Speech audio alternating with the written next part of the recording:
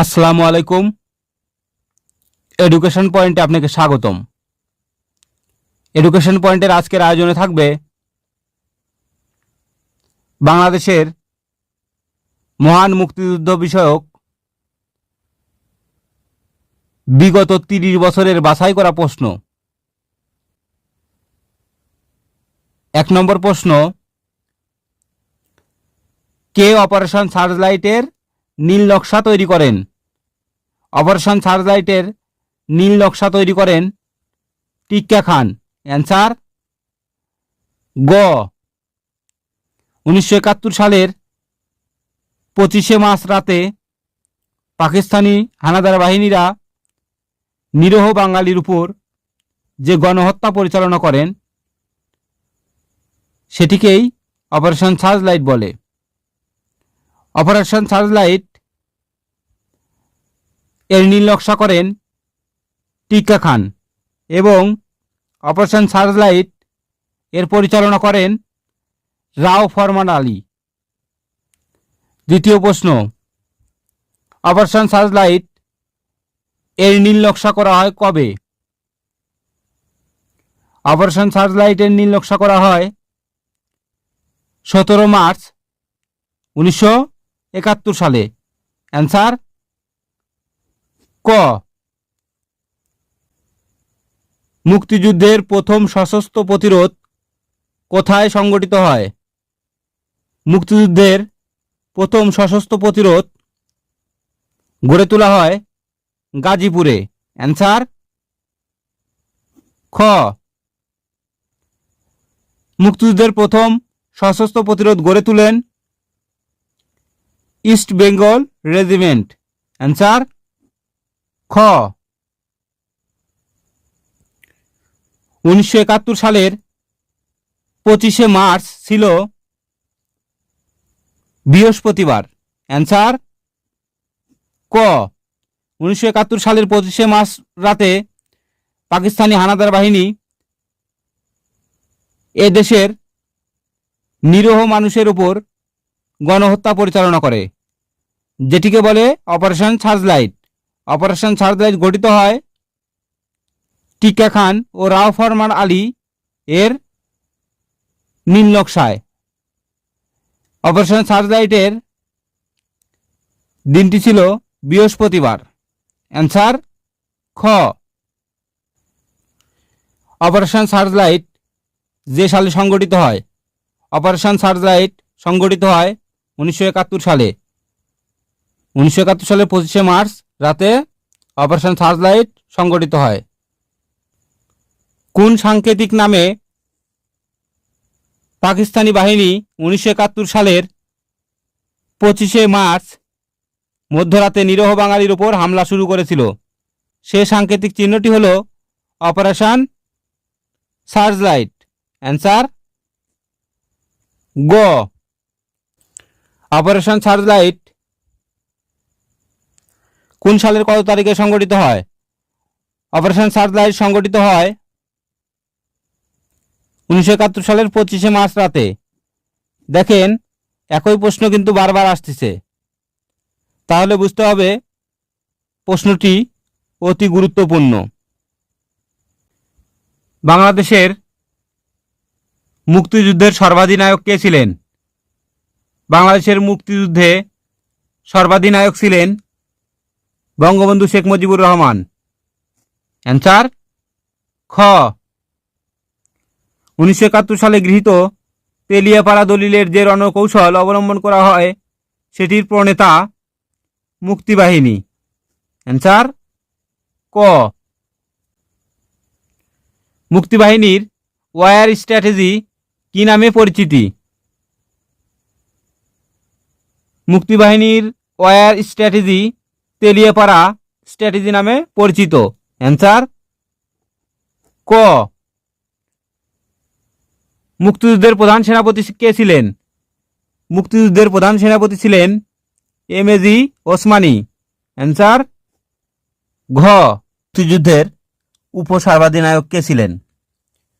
মুক্তিযুদ্ধের উপসর্বাধিনায়ক ছিলেন এ কে খন্দকার। অ্যান্সার খ। মুক্তিযুদ্ধের প্রধান সেনাপতি জেনারেল এম.এ.জি. ওসমানীর বাড়ি কোন জেলায়? মুক্তিযুদ্ধের প্রধান সেনাপতি জেনারেল এম.এ.জি. ওসমানীর বাড়ি সিলেট জেলায়। অ্যান্সার খ। ওসমানী স্মৃতি জাদুঘর রয়েছে কোথায়?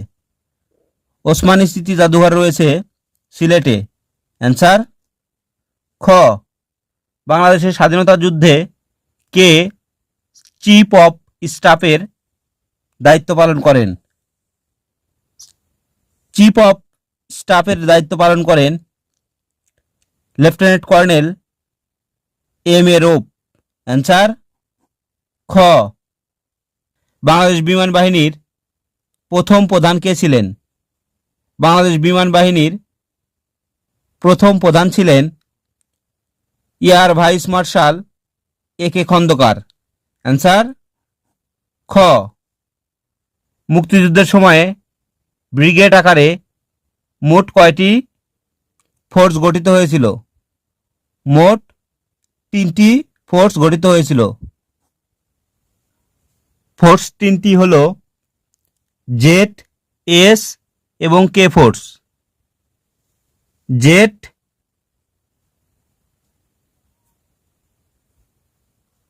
এস এবং কে ফোর্স। জেড ফোর্সের প্রধান ছিলেন জিয়াউর রহমান। এস ফোর্সের প্রধান ছিলেন শফিউল এবং কে ফোর্সের প্রধান ছিলেন লেফটেন্যান্ট কর্নেল খালেদ মোশাররফ। বাংলাদেশের মুক্তিযুদ্ধে জেড ফোর্স ব্রিগেডের প্রধান ছিলেন জেডতে জিয়াউর রহমান। অ্যান্সার গ। মুক্তিযুদ্ধে কে ফোর্সের প্রধান কে ছিলেন? কেতে খালেদ মোশাররফ। অ্যান্সার গ।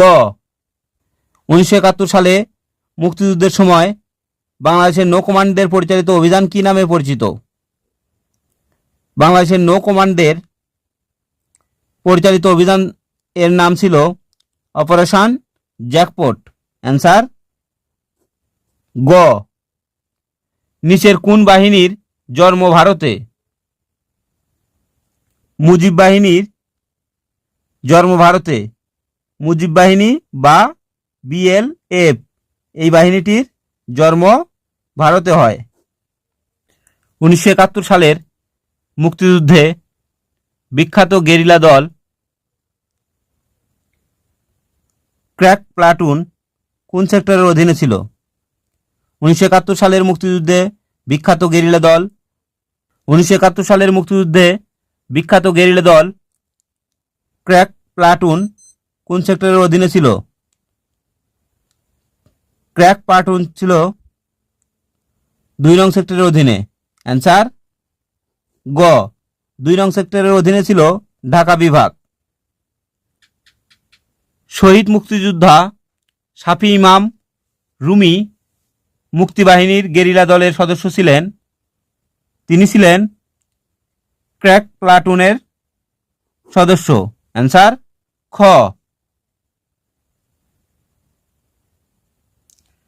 মুক্তিযুদ্ধকালে বাংলাদেশকে কয়টি সেক্টরে ভাগ করা হয়েছিল?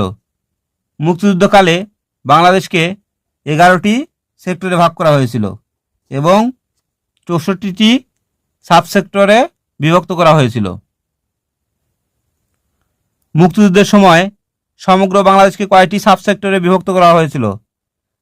64টি সাবসেক্টরে বিভক্ত করা হয়েছিল। অ্যান্সার খ। নিম্নের কোনটি মুক্তিযুদ্ধে 1 নং সেক্টর ছিল? 1 নং সেক্টরের অধীনে ছিল চট্টগ্রাম বিভাগ। অ্যান্সার খ। বাংলাদেশের মুক্তিযুদ্ধের সময় ঢাকা শহর কয় নং সেক্টরের অধীনে ছিল? ঢাকা শহর ছিল 2 নং সেক্টরের অধীনে এবং 2 নং সেক্টরের সেক্টর কমান্ডার ছিলেন খালেদ মোশাররফ।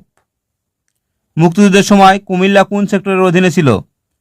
মুক্তিযুদ্ধের সময় কুমিল্লা ছিল 2 নং সেক্টরের অধীনে। 2 নং সেক্টরের অধীনে আরও ছিল ফরিদপুর জেলা, ঢাকা জেলা এবং নোয়াখালী জেলার কিছু অংশ। মুক্তিযুদ্ধের সময় রংপুর কত নং সেক্টরের অধীনে ছিল? রংপুর ছিল 6 নম্বর সেক্টরের অধীনে। অ্যান্সার গ। মুক্তিযুদ্ধে রাজশাহী কত নং সেক্টরের অন্তর্ভুক্ত ছিল? রাজশাহী ছিল 7 নং সেক্টরের অধীনে। অ্যান্সার গ। মুক্তিযুদ্ধের সময় মুজিবনগর কোন সেক্টরের অধীনে ছিল? মুক্তিযুদ্ধের সময় মুজিবনগর ছিল 8 নং সেক্টরের অন্তর্ভুক্ত। অ্যান্সার খ। মুক্তিযুদ্ধের সময় ফরিদপুর জেলা কত নং সেক্টরের অধীনে ছিল? ফরিদপুর জেলা, নোয়াখালী জেলা, কুমিল্লা এবং ঢাকা ছিল 2 নং সেক্টরের অধীনে। অ্যান্সার খ। মুক্তিযুদ্ধের সময় বরিশাল কত নং সেক্টরের অধীনে ছিল? মুক্তিযুদ্ধের সময় বরিশাল ছিল 9 নং সেক্টরের অধীনে। অ্যান্সার ক। 36 নম্বর প্রশ্নটি হলো, মুক্তিযুদ্ধের সময় ফরিদপুর জেলা কত নং সেক্টরের অন্তর্ভুক্ত ছিল? মুক্তিযুদ্ধের সময় ফরিদপুর জেলা 2 নং সেক্টরের অন্তর্ভুক্ত ছিল, তবে ফরিদপুরের কিছু অংশ 8 নং সেক্টরের অধীনে ছিল। অ্যান্সার খ এবং গ দুটি হয়। যেহেতু অপশন খ প্রথমের দিকে রয়েছে, তাই আমরা অপশন খকেই প্রিফার করব। মুক্তিযুদ্ধের সময় নৌপথ কত নং সেক্টরের অধীনে ছিল? মুক্তিযুদ্ধের সময় নৌপথ ছিল 10 নং সেক্টরের অধীনে। অ্যান্সার গ। মুক্তিযুদ্ধের সময় কোন সেক্টরে কোনো নিয়মিত সেক্টর কমান্ডার ছিলেন না? 10 নং সেক্টরে কোনো নিয়মিত সেক্টর কমান্ডার ছিলেন না। অ্যান্সার খ। মুক্তিযুদ্ধের একমাত্র ব্যতিক্রমী সেক্টর হলো 10 নং সেক্টর, কেননা 10 নং সেক্টর ছিল নৌপথ এবং 10 নং সেক্টরে নিয়মিত কোনো সেক্টর কমান্ডার ছিলেন না। 1971 সালের মুক্তিযুদ্ধের সময় বিভিন্ন পর্যায়ে 11টি সেক্টরে মোট কতজন সেক্টর কমান্ডার দায়িত্ব পালন করেন? মোট 16 জন সেক্টর কমান্ডার দায়িত্ব পালন করেন। অ্যান্সার ঘ। মুক্তিযুদ্ধের সময় 2 নং সেক্টরের সেক্টর কমান্ডার ছিলেন মেজর খালেদ মোশাররফ। অ্যান্সার ক। সেক্টর নং 3 এর সেক্টর কমান্ডার ছিলেন মেজর ANM নুরুজ্জামান। অ্যান্সার ক। মুক্তিযুদ্ধের শুরুর দিকে 3 নং সেক্টরের সেক্টর কমান্ডার ছিলেন মেজর KM শফিউল্লাহ এবং তারপরে মেজর ANM নুরুজ্জামান 3 নং সেক্টরের সেক্টর কমান্ডার হিসেবে নিযুক্ত হন। মেজর সিআর দত্ত মুক্তিযুদ্ধের কোন সেক্টরের কমান্ডার ছিলেন? সিআর দত্ত 4 নং সেক্টরের সেক্টর কমান্ডার ছিলেন। 4 নং সেক্টরটি সিলেট জেলা নিয়ে গঠিত হয়েছিল। সেখানে major CR Dutta sector commander হিসেবে দায়িত্ব পালন করেন। মীর শওকত আলী মুক্তিযুদ্ধের কত নং সেক্টরের সেক্টর কমান্ডার ছিলেন? মীর শওকত আলী ছিলেন 5 নং সেক্টরের সেক্টর কমান্ডার।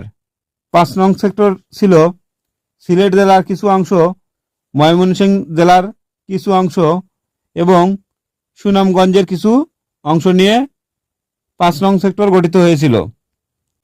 5 নং সেক্টরে মীর শওকত আলী কমান্ডার হিসেবে দায়িত্ব পালন করেন।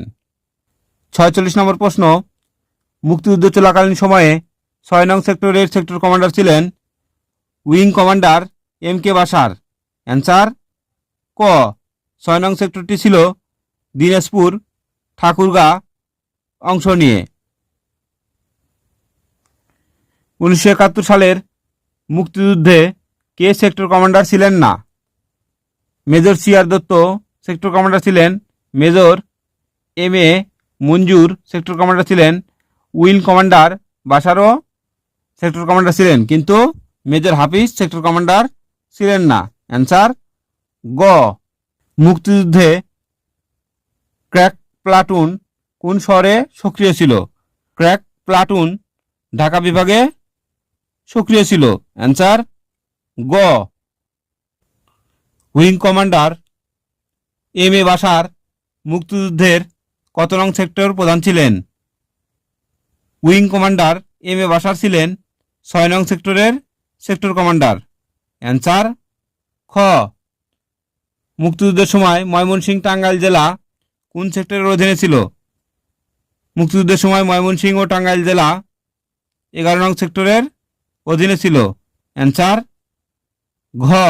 আজকের শেষ প্রশ্ন, মুক্তিযুদ্ধের বিরুদ্ধে বহির্বিশ্বকে বিভ্রান্ত করার জন্য গঠিত মালিক মন্ত্রিসভার সদস্যর সংখ্যা কত ছিল? মালিক মন্ত্রিসভার সদস্য ছিল 10 জন।